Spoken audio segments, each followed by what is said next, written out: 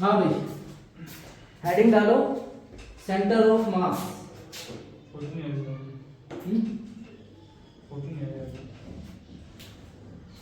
नहीं है। हेडिंग डालो सेंटर ऑफ मास। इसमें लिखो भाई, the centre of mass of a body, the centre of mass of a body is a point, the center of mass of the body is a point where the whole mass of the body, where the whole mass of the body, where the whole WHOLE, whole mass of the body is supposed to be, whole mass of the body is supposed to be concentrated, supposed to be concentrated. या और करके कई बार एक दूसरी definition भी लिख देते हैं कि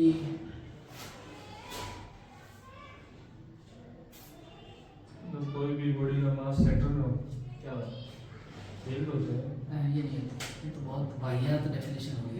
नहीं सर, ये थोड़ी किसी कोई भी बॉडी का मतलब नहीं, मैं लाइन बना रहा हूँ, उसमें ऐसा होता है कि ऐसा पॉइंट जहाँ से बॉडी को हम बैलेंस कर सकते हैं।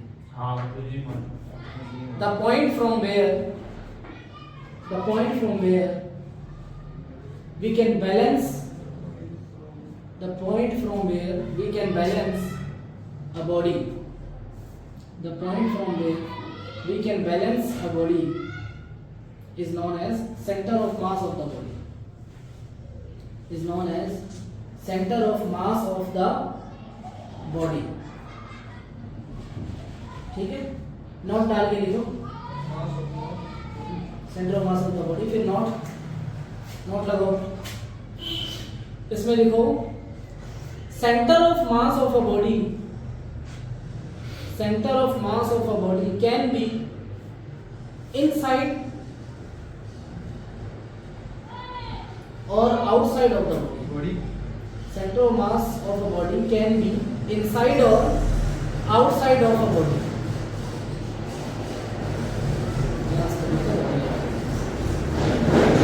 ऐसी आवाजें जाएंगी इनसाइड और आउटसाइड ऑफ द बॉडी, मतलब जो सेंटर ऑफ मास है वो बॉडी के अंदर भी हो सकता है और बॉडी के बाहर भी हो सकता है।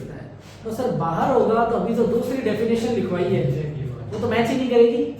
ऐसा लग रहा है कि दूसरी डेफिनेशन तो ये बोल रही है कि वो पॉइंट जहां से किसी बॉडी को बैलेंस किया जा सके, तो कोई ऐसा पॉइंट जो बॉडी के बाहर है, आउटसाइड ऑफ द बॉडी है, तो वहां से उस बॉडी को बैलेंस कैसे करेगा, ऐसा लगता है। लेकिन एक्चुअल में क्या होता है कि पहले तो सेंटर ऑफ मास का थोड़ा सा समझ लेते हैं कि कोई भी यूनिफॉर्म बॉडी होगी ना, कोई भी किसी भी शेप में यूनिफॉर्म बॉडी, यूनिफॉर्म बोलने से मेरा मतलब क्या है, जैसे मान लो ये मार्ग है, इतना देखो आगे वाला तो यूनिफॉर्म, मतलब इसको कहीं से भी टच करो, इसको फिजिकल शेप हर जगह से क्या है, एक जैसी है, और मास की हर जगह क्या है, सेम डिस्ट्रीब्यूटेड है। तो इस बॉडी को हम क्या बोलेंगे, यूनिफॉर्म बॉडी। लेकिन अब ये मार्कर देखो, अभी यूनिफॉर्म नहीं है, क्योंकि यहाँ तक तो एक जैसा है, लेकिन यहाँ देखो मास थोड़ा कम डिस्ट्रीब्यूटेड है और शेप भी चेंज हो गई। तो इस बॉडी को हम यूनिफॉर्म नहीं बोलेंगे, लेकिन इसको सिर्फ यहाँ से यहाँ तक देखेंगे तो इस बॉडी को हम क्या बोलेंगे, यूनिफॉर्म। तो जब एक बॉडी यूनिफॉर्म होगी ना, तो उसका सेंटर ऑफ मास हमेशा कहाँ होगा, उसके सेंटर पॉइंट पे होगा। ठीक है, उसका सेंटर ऑफ मास कहाँ होगा, उसके सेंटर पॉइंट पे। अब वो कैसी भी बॉडी हो, जरूरी नहीं है रोड ही हो, जैसे रोड है, इसका सेंटर ऑफ मास कहाँ होगा, सेंटर पे। कोई प्लेट ले ली हमने, मान लो रेक्टेंगुलर नहीं, स्क्वायर साइड प्लेट है। अगर स्क्वायर साइड प्लेट होगी तो देखो हर साइड इसकी सेम साइड है, ठीक है, तो इसका सेंटर ऑफ मास कहाँ होगा, बीच में। लेकिन अगर रेक्टेंगल ले लेंगे तो रेक्टेंगल तो कुछ ऐसा होगा, ठीक है। तो इसका थोड़ा सा, अगर मैं यहाँ पे ये वैसे देखेंगे तो बीच में लगेगा, लेकिन देखो ये जो बीच में इसकी हर जगह से जो लेंथ है वो इक्वल है, हर साइड से ये इक्वल डिस्टेंस पे, लेकिन ये पॉइंट हर साइड से इक्वल डिस्टेंस पे नहीं होगा, ठीक है। तो वैसे ये यूनिफॉर्म पॉइंट नहीं हुआ, वैसे तो ये भी सेंटर नहीं हुआ। तो देखिए इसकी यहाँ से देखो लेंथ कम है और यहाँ से लेंथ क्या है, ज्यादा है, ठीक है। तो हर यूनिफॉर्म बॉडी का सेंटर ऑफ मास कहाँ होगा, बॉडी के सेंटर में होगा। अब जैसे मान लो ये एक रोड थी, इसका सेंटर ऑफ मास कहाँ, सेंटर में। सपोज इस रोड को अगर मान लो ये कोई कोई ऐसी मटेरियल की होती है जिसको मोड़ सकते हैं आराम से। इस रोड को मैं ऐसे मोड़ देता, जैसे ऐसे रोड थी, ठीक है, इस रोड को मैंने ऐसे मोड़ा, मुड़ गई। तो पहले ये जब रोड ऐसे थी तो सेंटर ऑफ मास यहाँ पे था, इस पॉइंट पे था कि नहीं, लेकिन जैसे मैंने इसको मोड़ा तो सेंटर ऑफ मास तो ऊपर चला गया, ऐसे लगा नहीं, सेंटर ऑफ मास कहीं नहीं गया, बॉडी ऐसे मुड़ गई, सेंटर ऑफ मास अभी भी यहीं पर है, यानी कि सेंटर ऑफ मास यहाँ पर है। तो ये सेंटर ऑफ मास बॉडी से बाहर निकल गया, ठीक है। दूसरी बात ये यूनिफॉर्म बॉडी भी तो नहीं रही, ठीक है, बीच में से थोड़ी शेप इसकी पतली हो गई, ठीक है, जब ऐसे मोड़ेंगे। तो नॉन यूनिफॉर्म बॉडी का सेंटर ऑफ मास बॉडी के अंदर हो भी सकता है, कुछ बॉडी के बाहर हो भी सकता है और नहीं भी हो सकता। समझे इस बात को कि बॉडी का जो सेंटर ऑफ मास वो बॉडी से बाहर कैसे हो जाता है, ठीक है। इस पर कई एक्सपेरिमेंट भी होते हैं, जैसे मान लो वो कांटे वाले चम्मच होते हैं, क्या बोलते हैं, फॉर्क बोलते हैं उनको, ठीक है। तो उनको ऐसे एक दूसरे के अंदर घुसाया, जैसे वो चम्मच नॉन यूनिफॉर्म शेप के, तो जब उनको ऐसे घुसाते हैं ना, जैसे मान लो ये रोड थी, मैंने इसको ऐसे मोड़ दिया, ऐसी शेप बन गई, तो ऐसे उन दोनों चम्मच को ऐसे घुसाते हैं तो ऐसी शेप बन जाती है वी टाइप की। तो इनका जो सेंटर ऑफ मास होता है ना वो यहाँ बीच में होता है, तो इसके बीच में एक स्टिक डाल देते हैं। तो जब स्टिक डालते हैं तो अगर मान लो ऐसे वो शेप है तो सेंटर ऑफ मास हम टच नहीं कर सकते। Centre of mass is not a physical point. जैसे आप इस कंडीशन में सेंटर ऑफ मास को पकड़ नहीं सकते हो, मतलब यहाँ क्या क्या चीज टच करोगे जिससे बॉडी को बैलेंस मिले। तो इस कंडीशन में क्या करते हैं कि बीच में ऐसे स्टिक डाल देते हैं, जैसे मान लो टूथपिक डाल दी, ठीक है। अब इस टूथपिक पे यहाँ पे वो सेंटर ऑफ मास है मेरा, तो अगर मैं यहाँ पे इसको ऐसे टिकाऊंगा ना तो मेरा सेंटर ऑफ मास वो बॉडी क्या हो जाएगी, बैलेंस हो जाएगी। ऐसे तुमने कुछ खिलौने भी देखे होंगे बच्चों के, जैसे एक वो ऐसे चिड़िया सी होती है, ऐसे पंख फैले होते हैं, चिड़िया की वो जो चोंच होती है ना, वहां पे उसका सेंटर ऑफ मास होता है, तो वो चोंच ऐसे कहीं पर भी टिकाते हैं, उसको ऐसे घुमा दो वो घूमने लग जाती है। नहीं देखिएगा तुमने ऐसा कोई टॉय, तुम सीधे ही बड़े हो गए, कभी बच्चे नहीं थे जो, अब तो यार नेट भी नहीं है, सर्किल चीज है सर्किल क्या चीज होगी, सर्किल सर्किल सर्किल, हाँ क्या सर्किल, उसका सेंटर ऑफ मास उसका बीच में होगा ना सर्किल में, अगर वो यूनिफॉर्म है तो। जैसे ये यूनिफॉर्म सर्कल है तो इसका सेंटर ऑफ मास कहाँ होगा, बीच में। नॉन यूनिफॉर्म होगा तो वो अभी डिस्कस करेंगे, नॉन यूनिफॉर्म होगा तो सेंटर ऑफ मास कहाँ जाएगा, ठीक है, देखते हैं।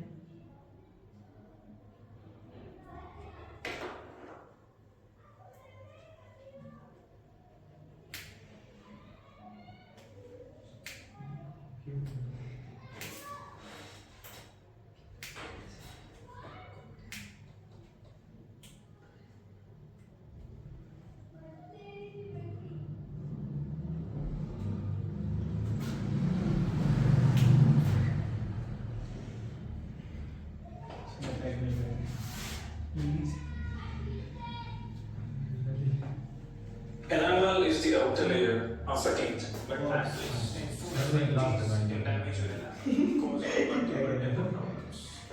Use bone enamel daily.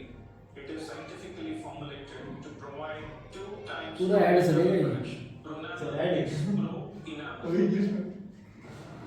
ये देखो, ये बड़ी समय दिखाई दे रही है, ये देखो बच्चों, ये सबके सेंटर ऑफ मास कहाँ है, साइड में कॉर्नर पे, ये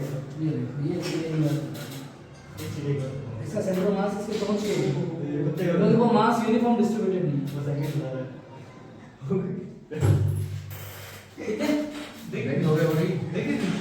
ठीक है।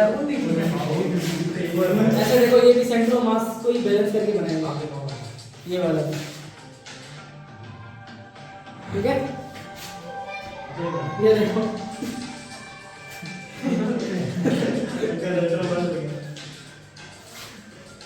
अंकर अल्ट्रा प्रो मैक्स। तो सेंटर ऑफ मास शिफ्ट कैसे होता है, देखो वो समझते हैं। जैसे मान लो ये लकड़ी है, ठीक है, इसकी एक ट्रिक भी होती है कि लकड़ी को ऐसे पकड़ते हैं, अब दोनों उंगलियों को जैसे ऐसे हम पास लाएंगे तो ये उंगलियां अपने आप सेंटर ऑफ मास पर ही मिलेंगी, मिलेंगी वो जरूरत रहेगी थोड़ी उंगलियां, नहीं उससे कोई फर्क नहीं पड़ता, स्पीड ला दो आप, धीरे धीरे लाएंगे।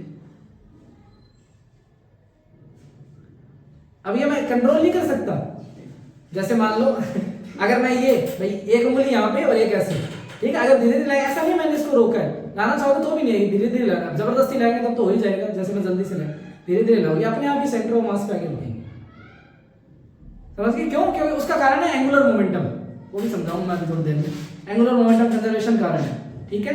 तो जब ऐसे लाएंगे तो ये अपने आप सेंटर ऑफ मास वाले पॉइंट के ऊपर आ जाएगी। चलो मान लो ये सेंटर ऑफ मास हो गया अपना, ठीक है। अब मान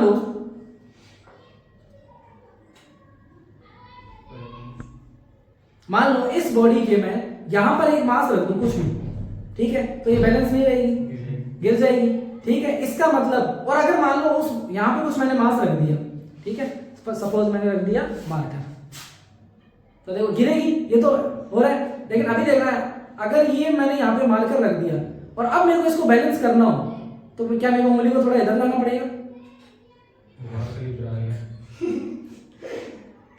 अब तो नहीं आएगा, ठीक है। अब देखो, अब ये वो बीच में तो सेंटर ऑफ मास नहीं रहा, अब मेरे को उंगली किधर लानी पड़ेगी अगर इसको बैलेंस करना है तो? मार्कर की तरफ, ठीक है। तो अब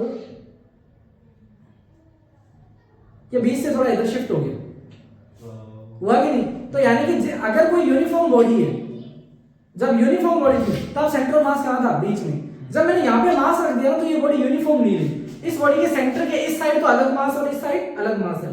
फिर क्या होगा, जिस साइड में ज्यादा मास होता है ना, सेंटर ऑफ मास भी उधर शिफ्ट हो जाता है। इसी कंसेप्ट पे वो दिल्ली की वो एक बनी है ना, वो टेढ़ी मीनार है, क्या बोलते हैं उसको, कुतुब मीनार, ठीक है, वो इसी कंसेप्ट पे बनी है। और जैसे समझते हैं अपने चीजों को कि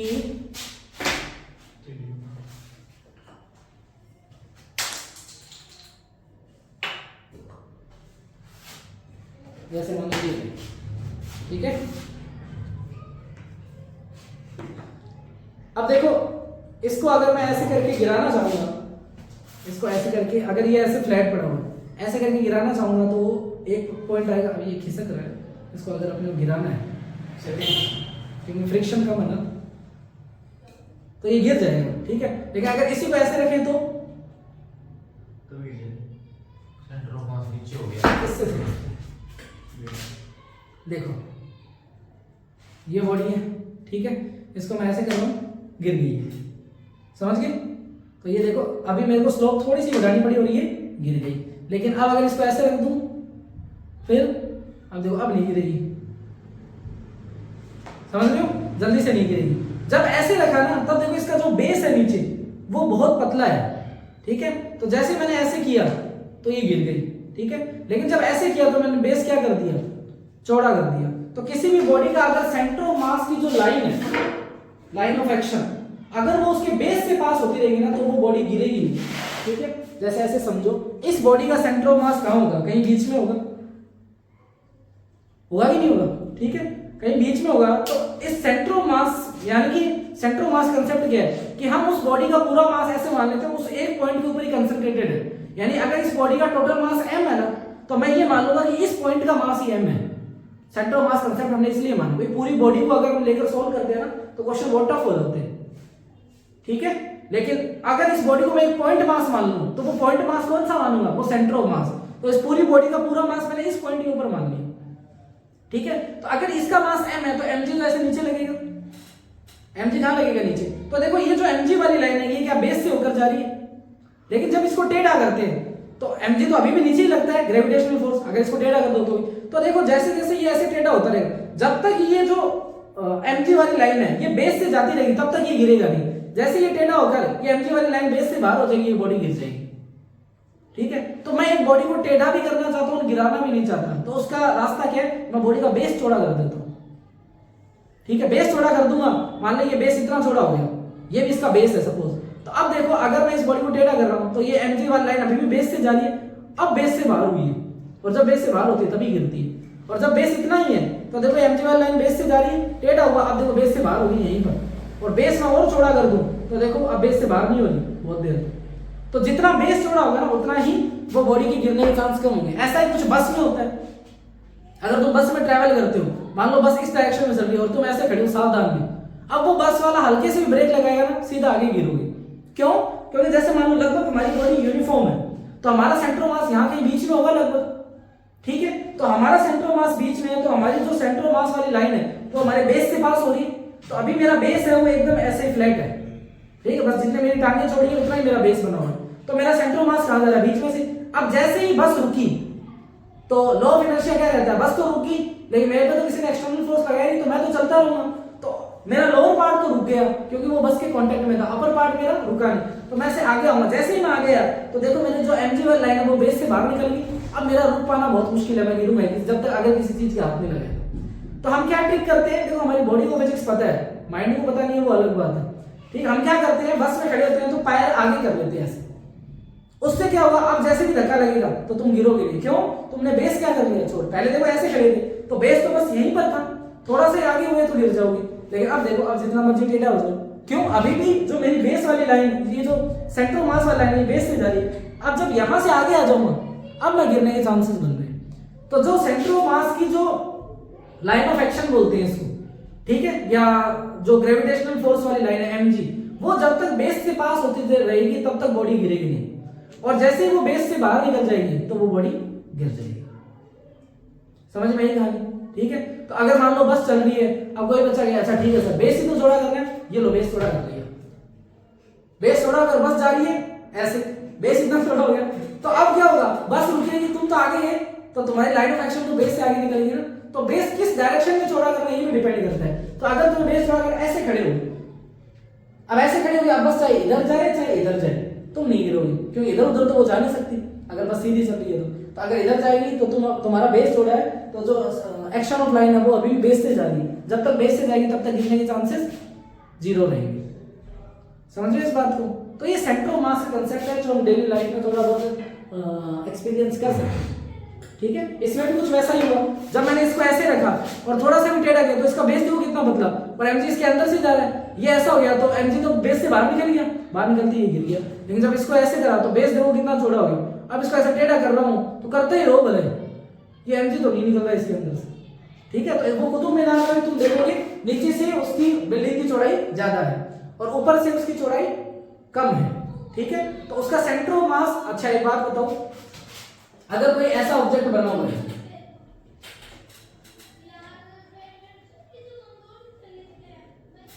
ठीक है, तो इसका बेस चौड़ा है, तो बताओ अगर मैं इस बॉडी के दो पार्ट करूं तो मास क्या दोनों साइड ऊपर और नीचे इक्वल होगा?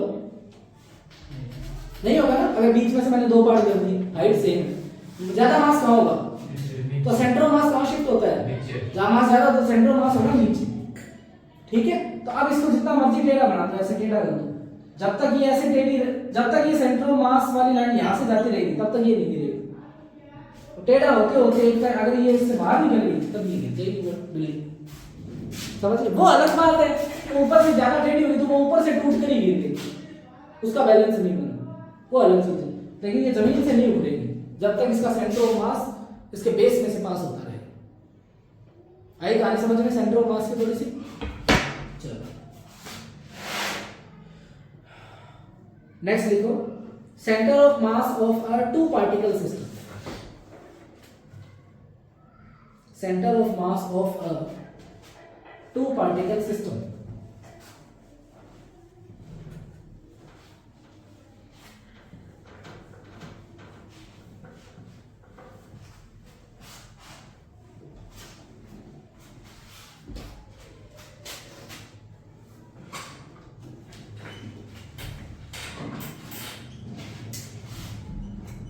देखो भाई, मान लो ये ओरिजिन दो पार्टिकल सिस्टम का मेरे को सेंटर ऑफ मास निकालना है, तो मैं दो पार्टिकल मान लेता हूं। एक पार्टिकल मैंने मान लिया ये m1 मास का है और एक और पार्टिकल मैंने मान लिया ये m2 मास का है। ठीक है, इस पार्टिकल की ओरिजिन के रिस्पेक्ट में पोजीशन क्या होगी? तो यहां से एक लाइन खींचूंगा इस तक, जो कि क्या होगा, इसका पोजीशन वेक्टर। ठीक है, इसका पोजीशन वेक्टर m1 का ये हो गया, स्ट्रेट लाइन होनी चाहिए।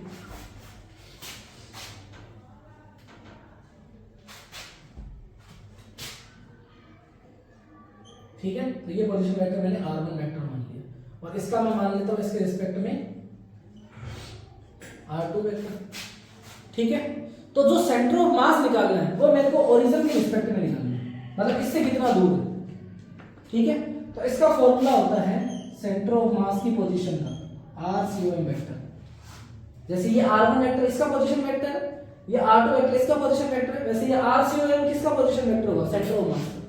फॉर्मूला होता है मास ऑफ जैसे m1 पार्टिकल और इसका position vector r1 plus mass of m2 particle और उसका position vector r2 upon total mass m1 plus m2।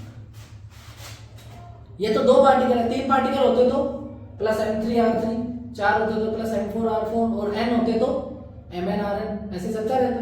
ठीक है, तो ऐसे लिख लेते हैं फॉर n पार्टिकल सिस्टम।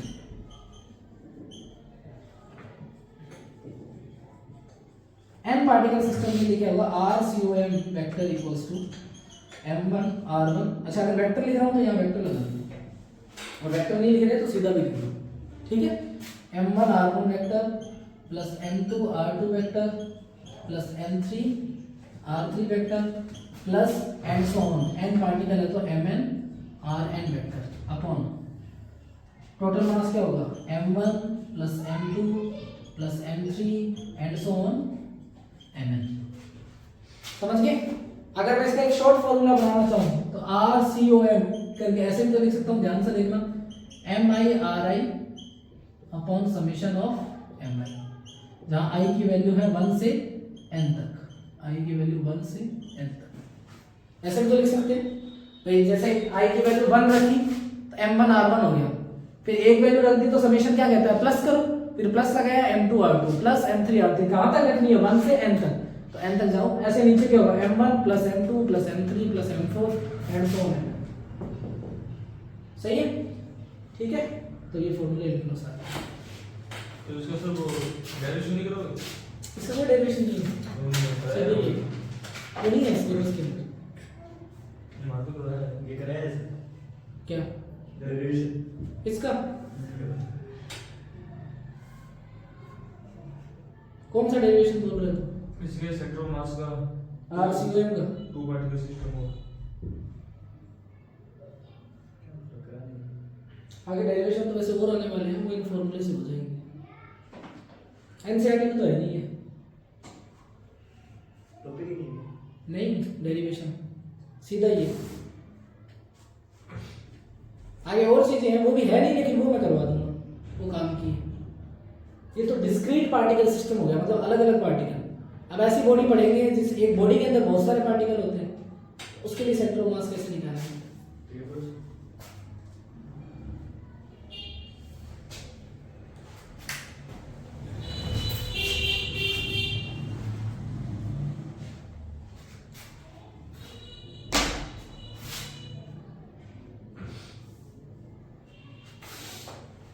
उनको बोलना तो नहीं है, ऑनलाइन क्लास लगा लेना, मैं ऑफलाइन पढ़ाने का टाइम नहीं है, अलग से टाइम बहुत कम है, 3 जनवरी हो चुकी है आज, तो ज़्यादा छुट्टियां मत मारोगे, आ जाओ क्लास।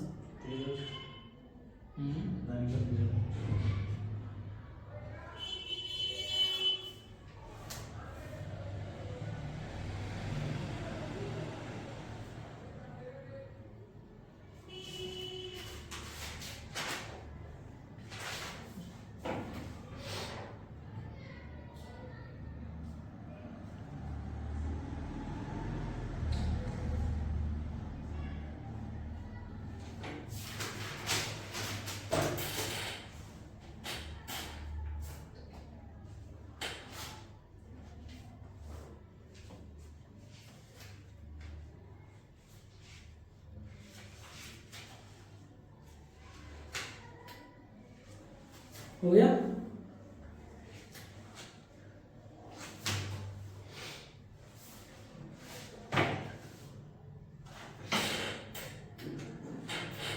नेक्स्ट हेडिंग डालो, सेंटर ऑफ मास फॉर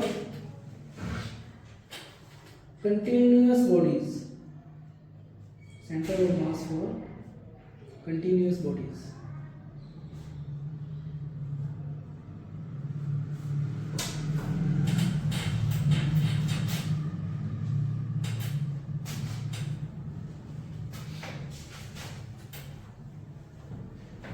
देखो भाई कंटिन्यूअस बॉडीज का क्या मतलब हुआ? देखो ये इससे पहले जो हमने पढ़ा है डिस्क्रीट बॉडीज, मतलब जो अलग अलग मास लिए वो अलग अलग पार्टिकल ही थे, अलग अलग बॉडी नहीं थी। जो पार्टिकल ही पूरी बॉडी समझ लो, जिसका मास m1 था या जिसका मास m2 था, m3 था, वो अलग अलग हो गए, ठीक है।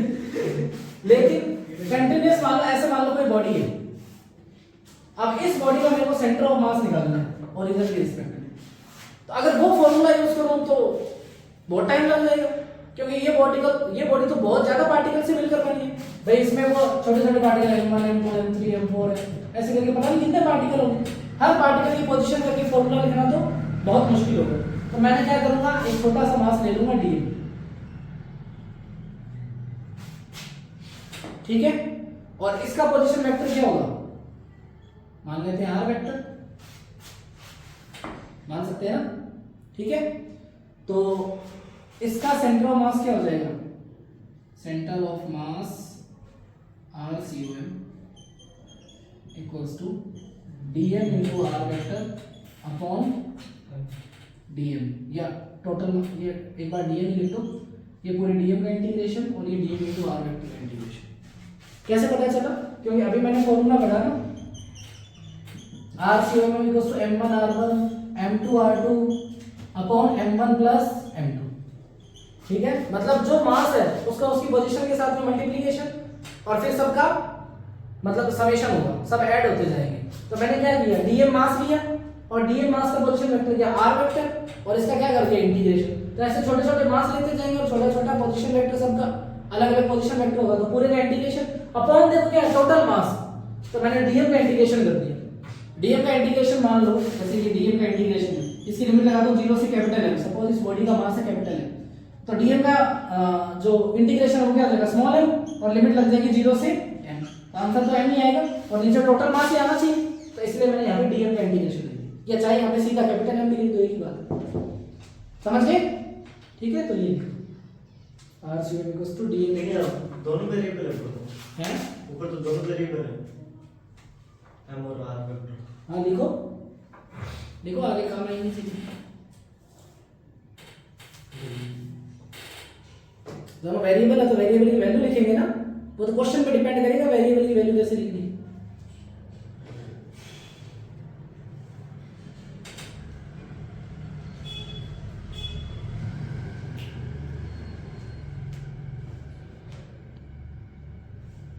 अब आगे वही बता रहा हूँ, पहले मैंने सोचा उसमें अलग बताऊँ इसमें अलग बताऊँ, फिर मुझे लगा दोनों एक साथ बता के फिर ही बता दूँ दोनों वेरिएबल वाली बात अलग अलग नहीं बताया।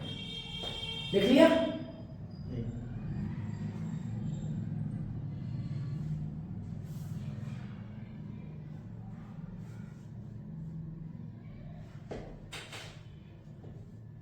तो कंटिन्यूअस बॉडीज में इंटीग्रेशन काम आ जाएगा और डिस्क्रीट बॉडीज में सीधा मल्टीप्लिकेशन काम में आ जाएगा, समझ गए। अब देखो जो अभी हमने RCOM निकाला है एक्चुअल में ओरिजिन के रिस्पेक्ट में, और RCOM में क्या है, ये मान लो x एक्सिस है, ये y एक्सिस है, ऐसे z एक्सिस भी होगी। तो जो RCOM वेक्टर बता रहा हूं ओरिजिन से, मान लो ओरिजिन से ऐसे किसी यहाँ पे कोई पॉइंट है, ठीक है, तो ये जो RCOM वेक्टर है इसके अंदर तो x एक्सिस भी है, y भी है और z एक्सिस, तीनों एक्सिस है। तो इसको ये RCOM अगर मेरे को अलग अलग एक्सिस के रिस्पेक्ट में सेंटर ऑफ मास की पोजीशन निकालनी है तो कैसे निकालूंगा, देखो RCOM है तो r वेक्टर का पोजीशन वेक्टर का फॉर्मूला क्या होता है, xi cap plus yj cap plus zk cap.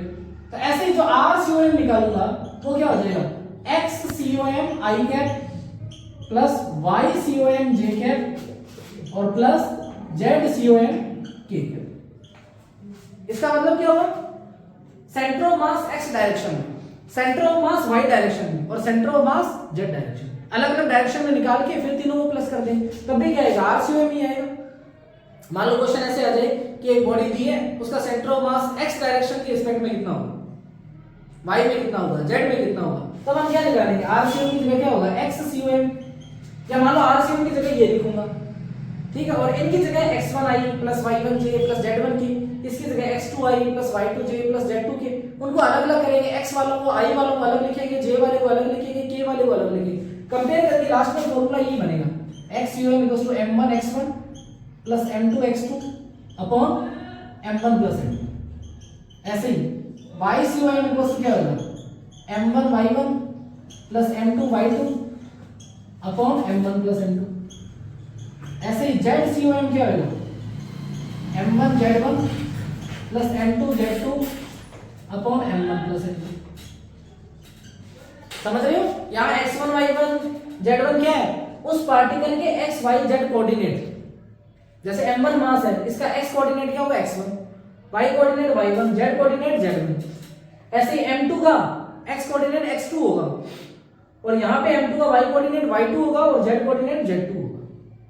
समझ गए, तो ऐसे क्वेश्चन आ सकते हैं, अभी देखेंगे अपनी थोड़ी देर में। ऐसे मान लो कोई तुम्हारे पास एक स्क्वायर बना हुआ है और बोल दिया स्क्वायर के चारों कोनों पर हमने कुछ मास रख दिए और स्क्वायर की साइड है 2 सेंटीमीटर, तो बताओ स्क्वायर का सेंटर ऑफ मास का वो पोजीशन का फॉर्मूला निकालो।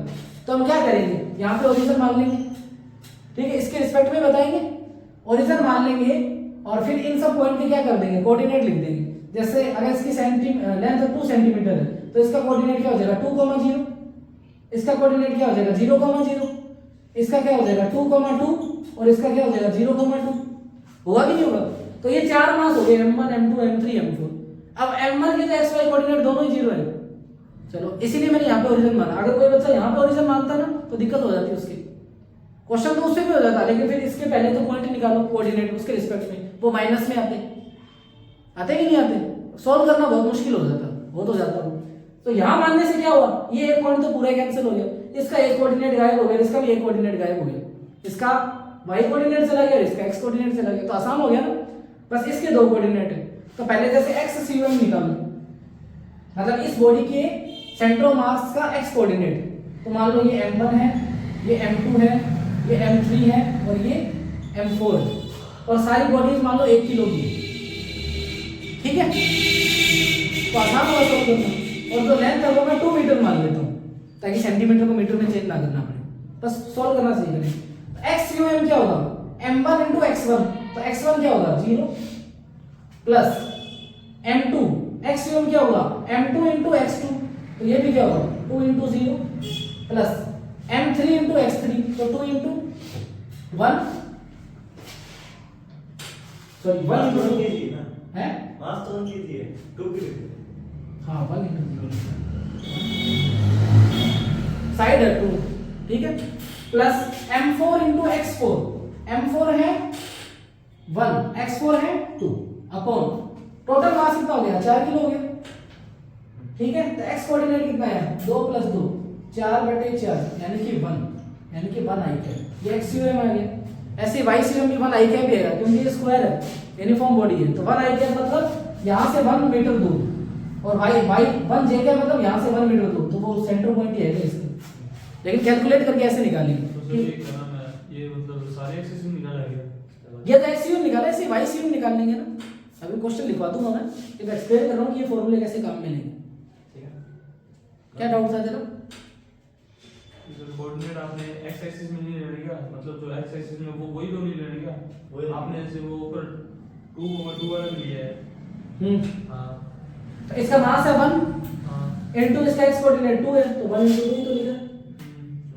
ऐसे ही इसका मास है 1 और इसका x कोऑर्डिनेट है 2, तो वो भी 1 into 2 ही लिखा। कंफ्यूज हो रहा था आपने, y CUM लिखूंगा तो समझ में आ जाएगा।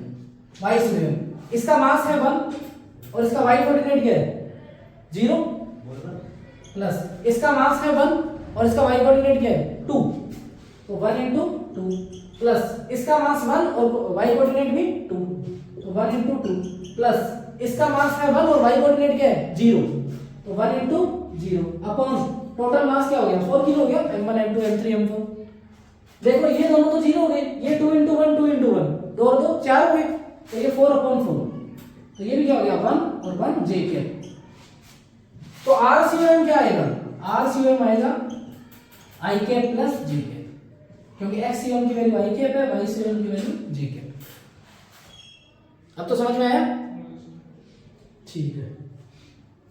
तो हेडिंग ऐसे डालो, सेंटर ऑफ मास, हेडिंग डालो centre of mass for x, y and z direction. कई दिनों से है, थोड़ा जोर आएगा, आलस आएगा। सेंटर ऑफ मास, इसका मतलब हो रहा है भाई, हो रहा है। डेढ़ घंटे की क्लास है। और मैं तो क्यों नहीं है, हाँ तो कई दिनों से है, centre of mass for x, y and z direction.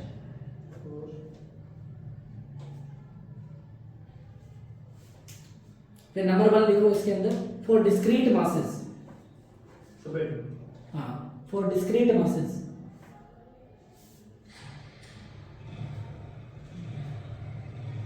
फिर ये x CUM y CUM z CUM लिख लो, और ये r CUM वेक्टर लिख लो,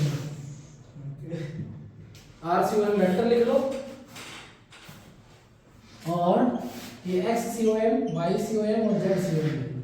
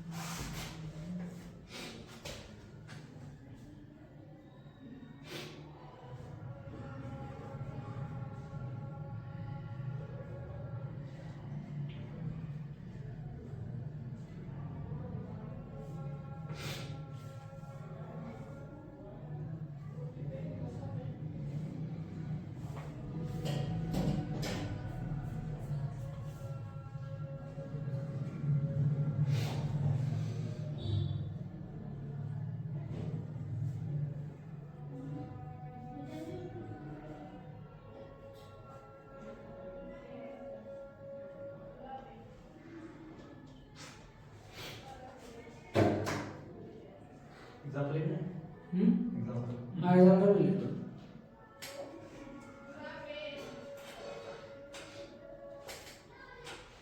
ऐसे क्वेश्चन बना के लिख लो। If a square has 4 masses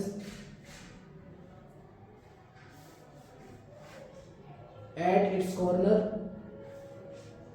square है 4 masses. If a square has 4 masses at its corner, each of mass is 1 kg and side of square is 2 meter. Corner Eh? Corner Each of mass is 1 kg and side of square is 2 meter. Then calculate center of mass.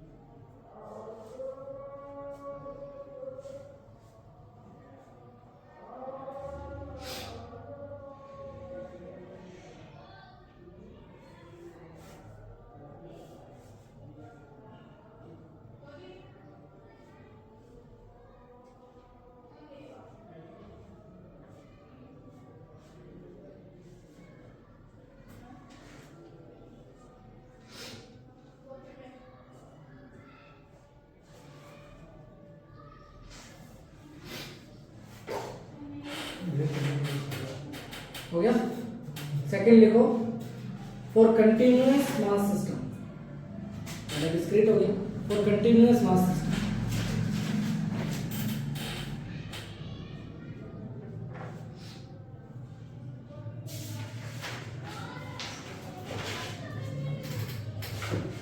ठीक है। देखो continuous bodies के लिए क्या हो जाएगा, XCOM equals to dm into x upon dm, YCOM equals to y into dm upon dm, ZCOM equals to z into dm upon dm। हो जाएगा। तो जब पार्टिकल की वैल्यू निकालेंगे XCOM में तो उसका x पोजीशन देख लेंगे कितना है, वो वैल्यू रख देंगे। या फिर अगर लीनियर बॉडी सिस्टम है तो क्या हुआ, lambda equals to dm upon dx, तो dm की वैल्यू क्या आ जाएगी, लैम्डा इनटू dx। तो एक सिंगल वेरिएबल बन जाएगा, जो तू कह रहा था डबल वेरिएबल होगा। भाई अगर मान लो लीनियर मास बॉडी सिस्टम है तो लैम्डा इक्वल्स टू क्या लिखूंगा, dm अपॉन dx। तो यहां से dm की वैल्यू क्या आ जाएगी, लैम्डा इनटू dx। तो ये dm की जगह लिख दूंगा। ऐसे ही y डायरेक्शन में होगा तो dm इनटू y हो जाएगा, dm into lambda into dy हो जाएगा, और z डायरेक्शन में हुआ तो लैम्डा इनटू dz हो जाएगा। ऐसे सारे काम हमने कर लिए उसके अंदर, टॉर्क इनर्शिया वगैरह में निकालने के अंदर, ठीक है। तो वो अगर डबल वेरिएबल होंगे तो हमें सिंगल वेरिएबल में कन्वर्ट करना पड़ेगा, वरना तो इंटीग्रेशन करना पॉसिबल नहीं होगा। होता है फिर वो डबल इंटीग्रेशन होते हैं, लेकिन वो अभी हम पढ़ नहीं रहे, उसके अलग फॉर्मूले होते हैं। सर इसमें x आपने मालूम लिखा है, पहले भी लिखा अरे चाहे 2 into 3 लिख दे चाहे 3 into 2 लिख दे, आंसर तो सेम ही आएगा। चाहे इसको dm into y लिख दे या y into dm लिख दे, क्या फर्क पड़ता है। वो थोड़ा मैंने यहाँ पे ऐसे इसलिए लिख दिया कि जो वेरिएबल होता है वो लास्ट में लिखते हैं ना, तो थोड़ा वो सिस्टमेटिक लगता है, बस इसलिए इसको भी x into dm लिख लो। मतलब लिखने में थोड़ा स्टैंडर्ड वही है, standard SOP standard operating procedure वही है कि हम वेरिएबल वाली चीज सबसे लास्ट में लिख देते हैं। बाकी फर्क तो कुछ नहीं पड़ता, पता तो हमें चल ही जाए कि वेरिएबल तो dm है, भी बाद में हमें dm को dx बनाना ही है, ठीक है। तो ये फॉर्मूले लिख लेते हैं। सर ब्रेक हो जाता है। अरे अभी तो स्टार्ट ही नहीं हुआ, तो ब्रेक की बात कर रहे हैं। ज्यादा बन गया, हैं? ज्यादा बन गया। दिमाग घूम गया क्या, 40 मिनट ही तो हुए। और सर 5 मिनट बनना नमाज पढ़ो, मैं पढ़ रहा हूँ 5 आज तक पढ़ने यार 4:30 हो गए हैं। हम तो ही करते हैं सर, रुको देख ले ग्रुप ले ले, तूने भी खर्चा किया है ना सर, मैं तो पकड़ के दे दिया। ओके मैं तो यार ये वो आजकल वायरल हो रहा है ना रेजोनी वाला, वैसे तो वाइट वाले लाने चाहिए, वो पीले हो जाते हैं।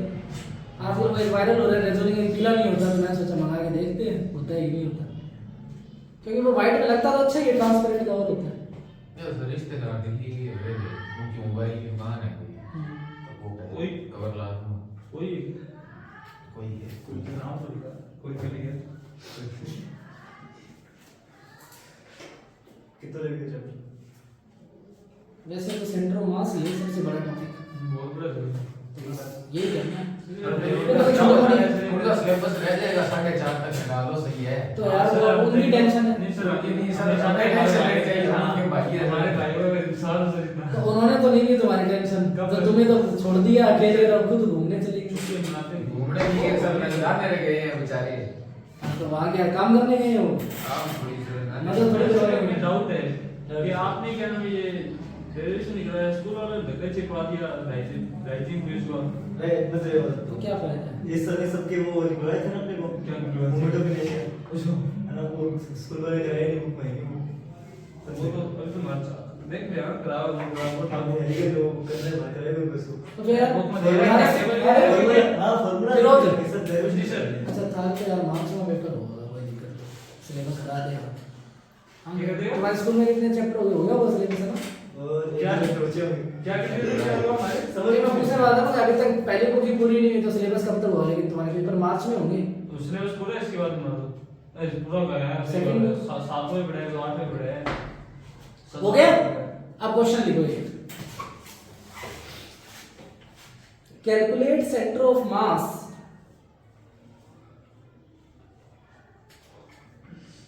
in a square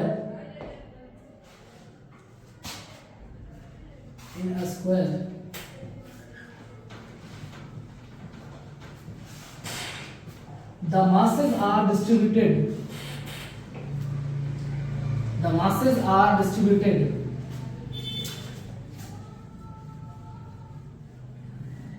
in diagram, yeah, as shown in diagram।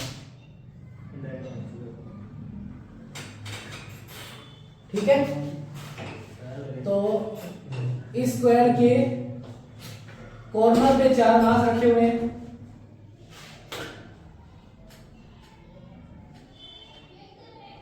ये है 1 kg, ये है 2 kg, ये है 3 kg और ये है 4 kg, और लेंथ हो गई 2 मीटर। 5 और 10 चलो ये तो आपका ऐसा नहीं है। देखो कुछ नहीं है, बस इसके कोऑर्डिनेट यहाँ पे ओरिजिन मान लो, ये एक्स डायरेक्शन होगी और ये वाई डायरेक्शन। इसके कोऑर्डिनेट होंगे 0,0, इसके कोऑर्डिनेट होंगे 0,2, इसके 2,2 और इसके 2,0। तो मान लो मैं YCOM निकाल दे, तो YCOM तुम निकाल लेना। तो m1 × y1 1 × 0 plus 2 × 2 plus 3 × 2 plus 4 × 0 upon 1 2 3 3 6 और 4 10। तो ये 4 और 6, 4 + 6 अपॉन 10, ये भी क्या हो जाएगा 10/10, यानी कि जी के 0 0 कर दिया 0 से 0 कट जाएगा, तो 1 से 1 कट जाएगा, तो 1 बचे। चलो छुट्टी कर दो फिर। अरे यार केमिस्ट्री नहीं पढ़नी है तुम्हें? छोड़ो सर तो सर पढ़ लेंगे सर। थोड़ा सा घूमना सर, वो माइंड फ्रेश हो जाता है, थोड़ा शॉर्ट ब्रेक दो सर। नेक्स्ट देखो, कैसे कितने बजे जाए 5 बजे 5:30 5 बजे है ना, 5 बजे मेरी खत्म हो गई। बता दियो बता क्या दिया मैंने, मैसेज कर दिया, तो देख लो उस हिसाब से, या पूछ लेंगे अभी जब क्लास खत्म करेंगे। पूछ लेंगे तो हेडिंग बाद डालो, में। Centre of mass for a uniform road of length n, centre of mass for a uniform road of length n, L/2 है, लेकिन ये हमें इंटीग्रेशन से कैलकुलेट करना है, रोड ठीक है।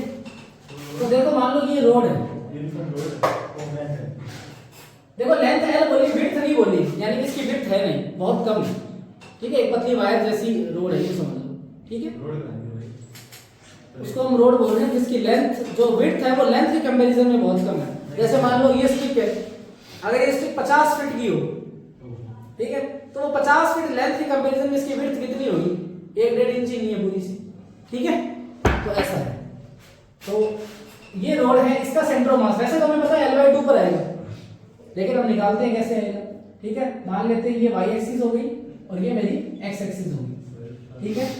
तो ये मेरा ओरिजिन हो गया, ओरिजिन से अब कैसे निकालें? x COM, अब ये कंटीन्यूअस मास है तो मान लो मैं x COM निकालता हूं। x COM क्या होगा? dm into x या x into dm upon dm, body का टोटल मास में मान लेता हूं कैपिटल M, ठीक है। तो यहाँ पे x into dm अपॉन, यहाँ पे तो मैं क्या लिख दूंगा? कैपिटल M लिख दूंगा। और ये क्योंकि लेंथ है तो कौन सी मास डेंसिटी काम में आएगी? Linear mass density. तो लैम्डा इक्वल टू क्या लिखूंगा? dm अपॉन dx, और ये रोड की टोटल लेंथ मान लेता हूं मैं L, ठीक है। तो यहाँ पे एक छोटा सा dm मास दिया जो ओरिजिन से कितने डिस्टेंस पे है? x पे, ठीक है। और इसकी विड्थ कितनी है? dx। तो lambda equal to dm upon dx लिख सकता हूं। तो यहाँ से dm की वैल्यू क्या आएगी? लैम्डा इनटू dx, और लैम्डा इक्वल टू मैं m अपॉन l भी तो लिख सकता हूं, total mass upon total length, ठीक है। तो dm की जगह क्या लिखूंगा? लैम्डा इनटू dx, तो x COM equals to dm की जगह रखा लैम्डा इनटू dx और एक x पहले से, सही है।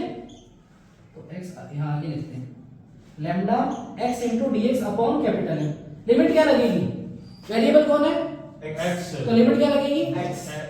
L, यश, लिमिट क्या लगेगी? लेंथ की x कहाँ से वहां से ले रहे हो क्या? वो तो तुम देखो सारा बता चुका है, ये ओरिजिन है अपना x, यहाँ से 0 से L, 0 से l, तो लिमिट लग जाएगी 0 से l। ये 1 अपॉन m तो मैं साइड में लिख लेता हूँ, लैम्डा भी बाहर निकाल लेता हूँ, अंदर क्या बचा? x dx, और इसके इंटीग्रेशन हो जाएगा। तो वो मोमेंट ऑफ इनर्शिया था, ये सेक्टर ऑफ मास होगा। तो यहाँ पे हो जाएगा lambda upon m, x dx का इंटीग्रेशन क्या हो जाएगा? x स्क्वायर 2, सेंटर ऑफ मास हमें सारों का कैलकुलेट करना पड़ेगा दोबारा, स्क्वायर का। सारे नहीं करवाएंगे, देख लेंगे जो इंपॉर्टेंट हो वो कर लेंगे। वैसे तो बुक में था ही कोई सही नहीं है, ठीक है। तो lambda upon m, x square upon 2 क्या हो जाएगा? l स्क्वायर अपॉन 2 और minus 0, upper limit minus lower limit. तो ये लैम्डा की जगह मैं क्या लिख सकता हूँ? m अपॉन l लिख सकता हूँ, m upon l into 1 upon m into l square upon 2। एक m से m उड़ गया, एक l से l उड़ गया, तो x COM क्या हो गया? L/2, मतलब यहाँ से L/2 डिस्टेंस पे इसका सेंटर ऑफ मास हो। और क्योंकि विड्थ बहुत कम मानी है मैंने, तो y COM क्या हो जाएगा? 0 हो जाएगा, ये बात ठीक है। सर सर बनी सर वो डायरेक्ट नहीं है अरे तो जल्दी होगी। चला आप तो तुम्हारे को नहीं हो डेरिवेशन देख ले तो नहीं ट्रायंगल टूटिंग के लाड़ी हम कर ली कर रहा है कमेंट करते हो अरे वीडियो देख ली थी? ट्रायंगल तो आइट हो सर वो अब लेना है